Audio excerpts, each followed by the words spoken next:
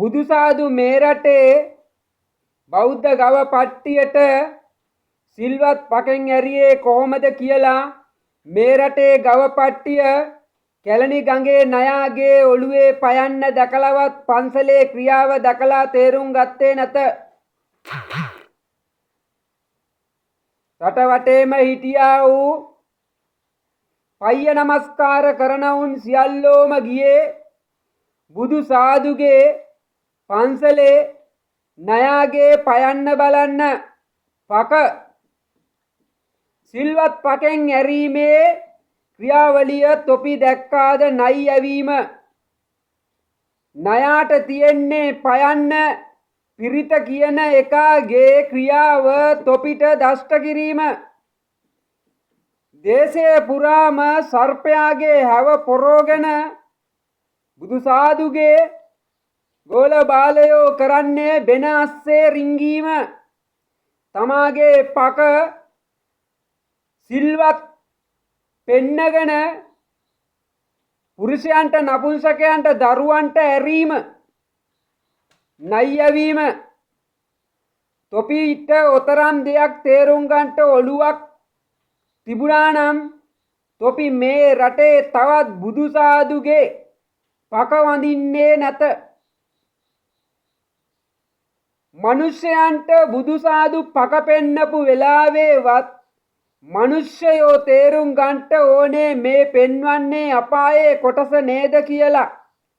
තොපිට සාදුගේ සුන්නත් පකේ හිස දැකලාවත් පෙන්වන්නේ පක කියලා තේරුම් ගන්නට ඔළුවක් නැත. සාදුගේ පක වැඳලා තොපි කරගත්තේ උගේ නයා පුකේ ඔබා ගැනීම. මේවා මන් තොපිට ලිංග ප්‍රදේශයේ වචන වලින්ම කියන්නේ තේරුම් ගන්න. තනි සිංහල බෞද්ධ ගූකණ අවජාතක 70 හැමදාම ඇරෝ ගත්තේ ඉන්දියාවට කියලාය. අල්ලපු රටෙන් අරිනකොට තොපිට හොඳට තදට බහින නිසා පුක ලොකු වෙනවා ඇත.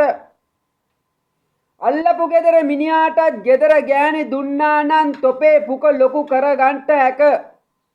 අරාබියේ යන්ට ඕනේ නැත පුක ලොකු කරගන්නා පිණිස බුදු සාදුගේ උරුමේ ලබන්න. ආගනියව් මේවා කියන්නේ තොපිට තේරුම් ගන්නට.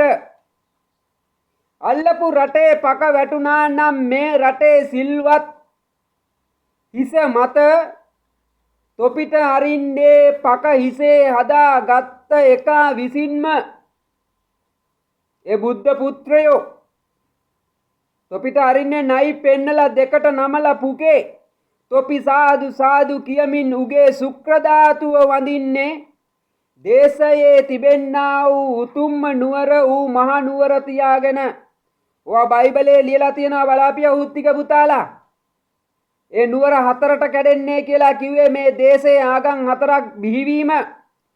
තොපිට බයිබලයේ කියවලා තේරුම් ගන්නට ඔළුවක් නැහැ. හැබැයි පయ్య උරෝලා සුක්‍රධාතුව බීලා බුදුසාදුගේ ධාතුව වඳින්ට වේස මහසි වෙන්න බොහෝ පුළුවන්. මේ රටේ සිද්ධ වෙන්නේ හැමදාම පයි නමස්කාරයේ උරුමේ හැටියට තොපිට සුන්නත් පయ్య දේශයේ බලයට පාලනයට ඇවිත් ඇත. ඒ තනි සිංහල බෞද්ධ කූකණ අවජාතක 70 ඉන්දියාවේ ඔළුව තියෙන ලංකාවේ බඩ තියෙන පුක බුදුසාදුගේ පක ඔබා ගන්නට දෙකට නැමිලා ඉන්දියාවට අල්ලගෙන ඉන්න උන්ට මේවා මම කියන්නේ තේරුම් ගන්නට. ඒ තමයි බුදුසාදුගේ සිල්වත් පකෙන් ඇරිල්ල.